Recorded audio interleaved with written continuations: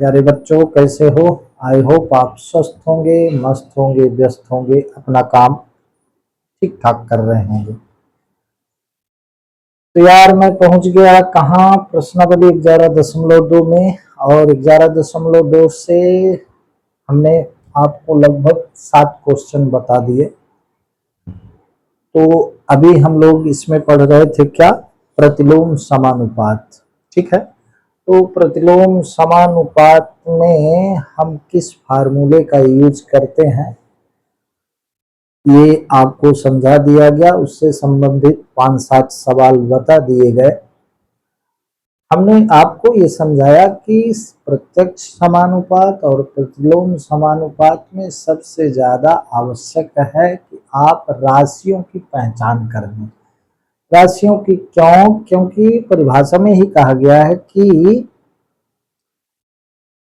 प्रत्यक्ष समानुपात क्या है कि एक राशि के बढ़ने से दूसरी राशि भी बढ़ेगी, और प्रतिलोम में इसका उल्टा है, एक राशि के बढ़ने पर दूसरी राशि घटेगी। जैसे यहाँ दिया गया है प्रश्न क्रमांक 8 में, पुनः आपको मैं रिवाइज करे देता हूँ, आपको ध्यान दिलाए देता हूँ। 63 दिन, अगर आप प्रश्न पढ़ें तो प्रश्न क्रमांक 8 में लिखा है, एक फैक्ट्री को कुछ वस्तुएं 63 दिन में बनाने के लिए 42 मशीनों की आवश्यकता होती है। 63 दिन में कुछ वस्तुएं बनाने के लिए 42 मशीनों की आवश्यकता होती है।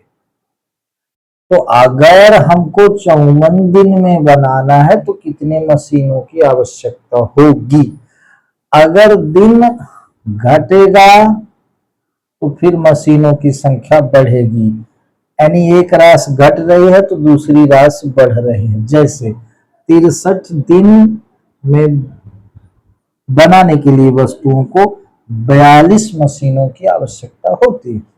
तो प्रश्न कहता है कि 54 दिन में वस्तुओं का निर्माण करने के लिए कितने मशीनों की आवश्यकता होगी? तो ये जब एक राशि बढ़ेगी तो दूसरी घटेगी, एक घटेगी तो दूसरी बढ़ेगी, ये प्रतिलोम समानुपात में होता है।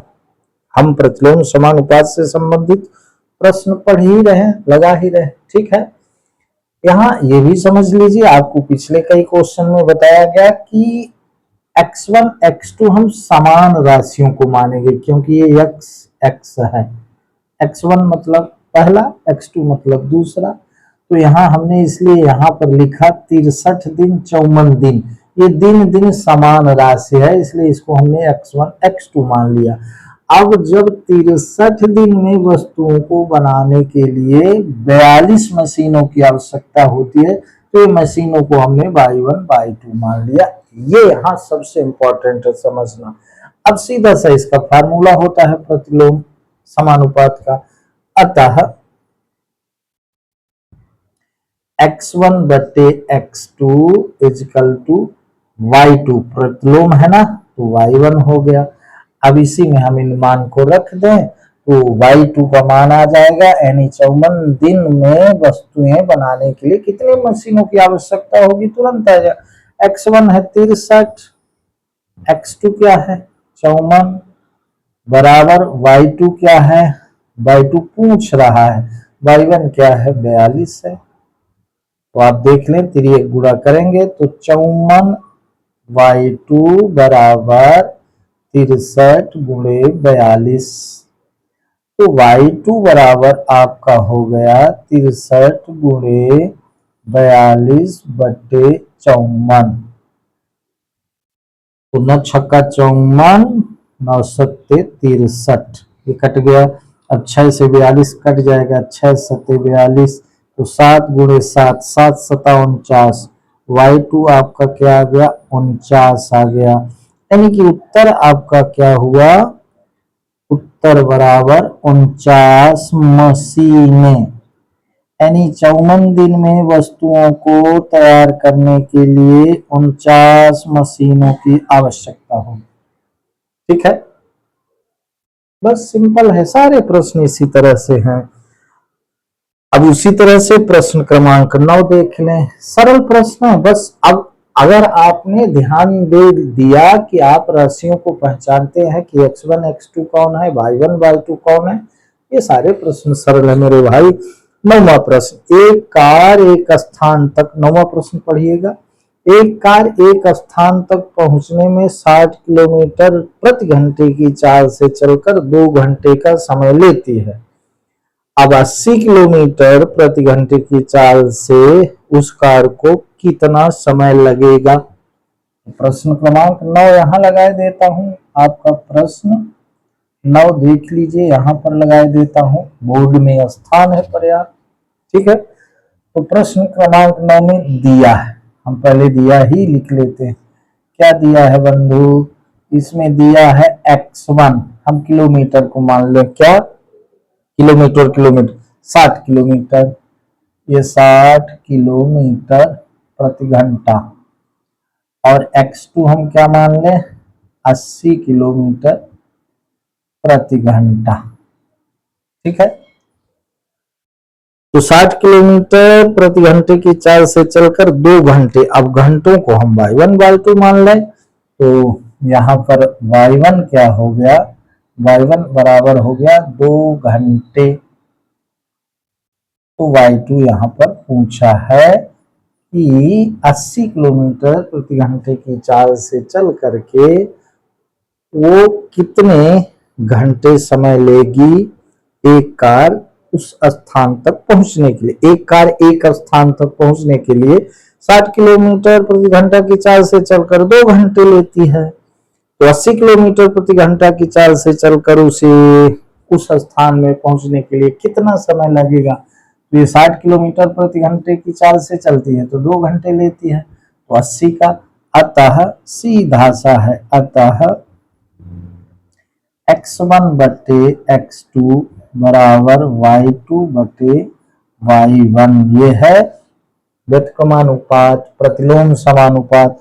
तो x1 क्या है 60 बटे x2 क्या है 80 बराबर y2 अपान y1, ये y1, तो y2 हमें जानना है और y1 आपका क्या है 2 घंटे, तो क्रॉस मल्टीप्लाई करेंगे तो सीधा सा क्या हो जाएगा, 80/2 बराबर 60 गुणे 2, तो y2 बराबर आपका हो गया 60 गुणे 2 बटे 80, ये 0 0 कट गया, 2 चौको 8 हो गया, 2 3 6, 2 दूनी 4, कहने का मतलब y2 क्या आया 3/2, तो 3/2 को आप भाग देंगे तो 1.5 आएगा, तो आप कह सकते हैं कि 1 सही 1/2 घंटे, यानी 1.5 घंटे। उत्तर आपका हो गया 1 सही 1/2 घंटे मतलब 1.5 घंटे। ठीक है, इसी को 1.5 घंटे भी कह सकते हैं। तो आपका ये 9वां प्रश्न का उत्तर आ गया, बिल्कुल सरल है, अब आपको समझ में आता होगा। तो प्लीज इसको इसी तरह से ध्यान देकर अगर आप जानेंगे तो आगे चल करके आपको कोई समस्या नहीं आने वाली है। एक बार सिर्फ आप किस तरह से प्रश्न करते हैं इसको अच्छे से समझ लें, है ना। मेरे कहने का सीधा सा मतलब है राशियों को पहचान लें, प्रश्न में ये अच्छे से जान ले क्या ज्ञात करना है, क्या दिया है, तो आधे प्रश्न की समस्या इसी में आपकी सॉल्व हो जाती है। ठीक है, अब देखिए प्रश्न क्रमांक 10, प्रश्न क्रमांक 10 दिया है, तो प्रश्न क्रमांक 10 का पहला आपको समझा रहा हूं, क्योंकि प्रश्न क्रमांक 10 में 2 चीज पूछा है। ठीक है, 2 व्यक्ति एक घर में नई खिड़कियां 3 दिन में लगा सकते हैं, 2 व्यक्ति 3 दिन, तो x1 हम मान लिए क्या, x1 बराबर 2 व्यक्ति, यहाँ व्यक्ति लिख दीजिए तो आपको समझ में आएगी समान राशि का, और y1 हमने मान लिया 3 दिन। ठीक है, 2 व्यक्ति किसी काम को 3 दिन में करते हैं, यानी 2 व्यक्ति एक घर में नई खिड़कियां 3 दिन में लगा सकते हैं। अब पहला कार्य प्रारंभ होने से पहले एक व्यक्ति बीमार पड़ जाता है, यानी कि x2 आपका हो गया, दो व्यक्ति में एक व्यक्ति बीमार पड़ गया तो एक व्यक्ति हो गया, दो में एक चला गया एक, तो y2 दो व्यक्ति में एक व्यक्ति बीमार पड़ गया, अब यह कार्य कितने दिन में पूरा होगा, यानी y2 बराबर क्या होगा, यानी कितने दिन में वह काम पूरा होगा। कहने का मतलब सीधा सा है, दो व्यक्ति किसी काम को 3 दिन में पूरा करते हैं तो एक व्यक्ति, एक बीमार पड़ गया तो एक व्यक्ति उस काम को कितने दिन में पूरा करेगा। यहाँ व्यक्ति व्यक्ति एक प्रकार की राशि हुई, इसलिए x1 x2 लिया, और y1 y2 ये एक प्रकार की राशि है, इसलिए y1 y2। अतः हम क्या करेंगे, x1 upon x2 is equal to y2 upon y1। ठीक है, इसको आप ऐसा भी लिख सकते हैं, मैंने बताया नहीं, ये तो बिल्कुल नॉर्मल चीज है, इसको आप ऐसा लिख सकते हैं x1 y1 is equal to x2 y2, सीधे इसमें भी रखेंगे तब भी प्रश्न का हल आपको मिल जाएगा। ठीक है, तो x1 क्या है, 2 है, x2 क्या है, 1 है, और y2 क्या है पूछा है, y1 क्या है 3 है, तो क्रॉस मल्टीप्लाई करेंगे तो y2 इजकल टू 6 दिन आ गया आपका, यानी कि उत्तर बराबर आपका आ गया कितना, 6 दिन। यानी एक दो व्यक्ति किसी काम को 3 दिन में पूरा करते हैं तो एक व्यक्ति 6 दिन में करेगा। ठीक है, अब इसी तरह से आप दूसरे को देख लें, दूसरा क्या, प्रश्न क्रमांक 10 का दूसरा। तो प्रश्न क्रमांक 10 का दूसरा लगाने के लिए x1 और y1 उसी को लेंगे जो हम प्रश्न क्रमांक 1 में लिए हैं, 10वें के पहले में जो हम लिए हैं। तो यहाँ दिया है, हम क्या करेंगे, यहाँ हम लिख लेंगे, दिया है क्या, x1 बराबर 2 व्यक्ति और y1 बराबर 3 दिन, ये हमने लिख लिया। अब प्रश्न क्रमांक दूसरा, 10वां का दूसरा, एक ही दिन में खिड़कियां लगवाने के लिए कितने व्यक्तियों की आवश्यकता होगी, एक ही दिन में, यानी y2 दिन है तो एक दिन दिया है y2, तो कितने व्यक्तियों की आवश्यकता होगी, x2 आपका पूछा। ध्यान दीजिएगा, बस यही राशियों को पहचानना, एक ही दिन में खिड़कियां लगवाने के लिए, यानी कि दूसरी राशि जो y2 है, y1 3 दिन तो y2 1 दिन हो गया, तो कितने व्यक्तियों की आवश्यकता होगी, यहाँ 2 व्यक्ति दिया था, यहाँ व्यक्तियों की संख्या पूछा है। अतः क्या करेंगे, वही फार्मूला x1 अपान x2 बराबर y1 बटे y2। मैंने इसको कहा, आप इसको ऐसे भी कर सकते हैं, क्रॉस मल्टीप्लाई कर दें तो x1 ये y2 अपान y1 है, y2 अपान y1, तो x1 into y1 is equal to, cross multiply कर रहे हैं, x2 इंटू y2। अब इस पर आप मान रख दे तो भी आ जाएगा, x1 y1, x1 क्या है 2 व्यक्ति, y1 क्या है 3, बराबर x2 अपन को जानना है, इंटू y2 क्या है 1 दिन है। तो आप देख लें, गुणा करें तो 6 इजकल टू x2, यानी कि उत्तर बराबर क्या हो गया, उत्तर बराबर आपका हो गया 6 दिन, यानी कि वो 6 व्यक्ति, 6 व्यक्ति,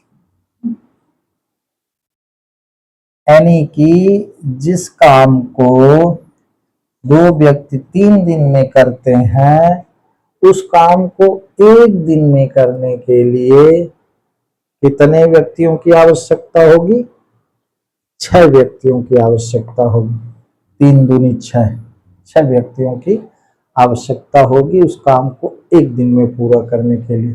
ठीक है, तो इस तरह से प्रश्न क्रमांक 10वां का पहला हो गया, ये दूसरा हो गया। ठीक है, अब तो बिल्कुल लास्ट चल रही है प्रश्नावली, सीधी सी बात है, समझते समझते आपको पूरा अच्छे से समझ में आता होगा। आप वीडियो रोक कर प्लीज इसको देखिएगा। हम पहुंच गए कहाँ? हम पहुंच गए प्रश्न क्रमांक 11, जो कि 11.2 का लास्ट प्रश्न है। ठीक है, तो प्रश्न क्रमांक 11, किसी स्कूल में 45 मिनट अवधि के 8 कालांश होते हैं।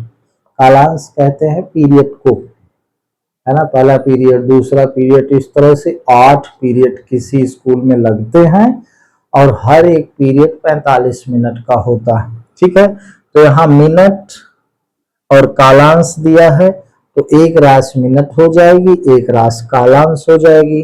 ठीक है, तो प्रश्न क्रमांक 11 में क्या दिया है बंधु? दिया है, देखिए कितनी सरलता से अब ये प्रश्न आ जाएगा। दिया है x1 बराबर 45 मिनट और y1 बराबर हुआ 8 कालांश। कालांश ये हो गया। ठीक है, अब कहता है यदि स्कूल में बराबर अवधि के 9 कालांश हो तो प्रत्येक कालांश कितने समय का होगा? यानी मिनट पूछा है, यानी x2 आपका पूछा है क्या होगा, जबकि y2 आपका दिया है कितना? 9 कालांश। ये अब ये कालांश कालांश, पीरियड पीरियड एक राशि हो गई, मिनट मिनट एक राशि हो गई। अतः सीधा सा वही फार्मूला लगाए, आप इसको क्या लिखेंगे? x1 बटे x2 बराबर y2 बटे y1।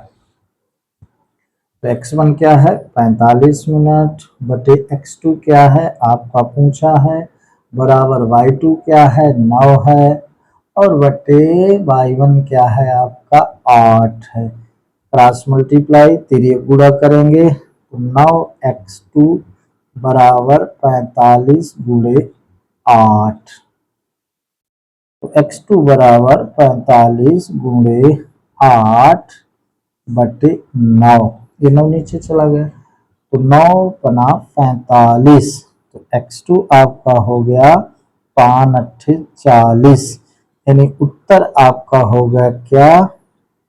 40 मिनट। यानी कि अगर 9 कालांश लगाना है, 9 पीरियड लगाना है, बराबर बराबर समय के सभी पीरियड, तो 40-40 मिनट के पीरियड होंगे। That's all.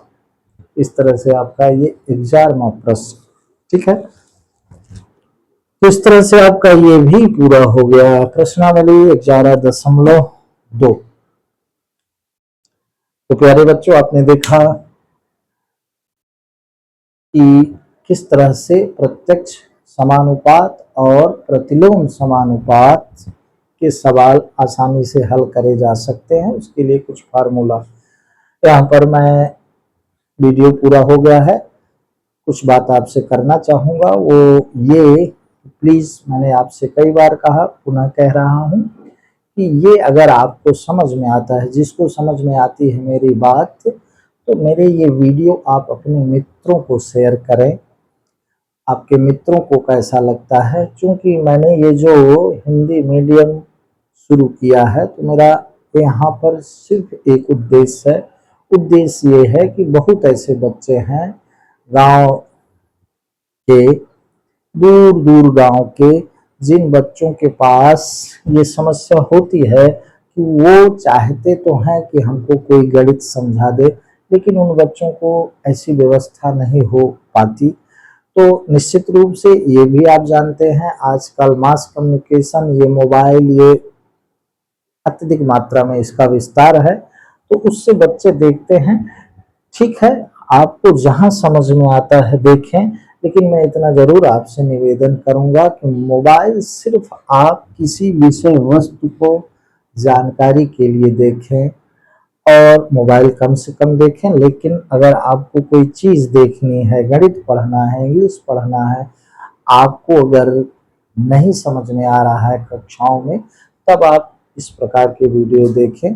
अगर आपको कक्षा में समझ में आता है, कोई ज़रूरत नहीं इसकी, मैं कहता हूँ कोई ज़रूरत नहीं, ठीक है। तो आज बस इतना ही। मैं चाहूँगा कि आप मेरे वीडियो को देखें तो लाइक करें, अपना कमेंट्स ज़रूर दें। तो मेरा जो गणित का चैनल है यू कैन डू मैथ्स, उसे प्लीज़ सब्सक्राइब करें।